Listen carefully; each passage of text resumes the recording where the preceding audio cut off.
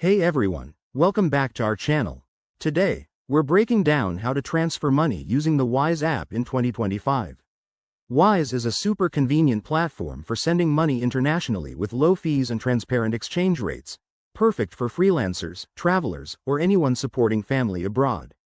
If you're new to this, don't worry. I'll walk you through it step by step, so you can do it quickly and confidently. First, ensure the Wise app is installed on your phone. Head to your App Store, download it if you haven't already, and open it up.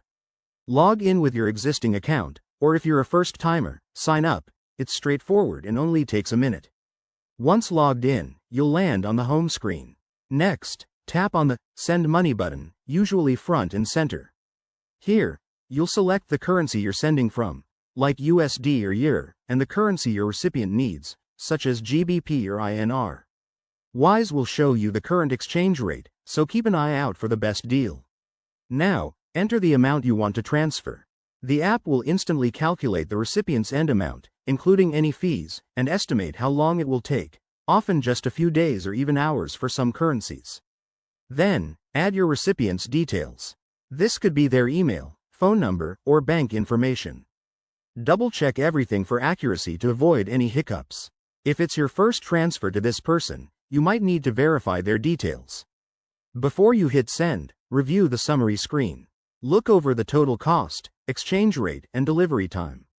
If all looks good, confirm the transfer.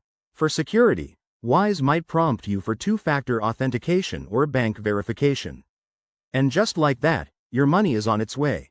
In 2025, Wise has made this even smoother with updated features like real-time notifications. Remember, always use a secure Wi-Fi connection and keep your app updated to protect your funds. Thanks for watching. If this tutorial helped you, hit that like button and subscribe for more money-saving tips. Drop a comment below if you have questions, and we'll see you in the next video. Stay smart with your finances.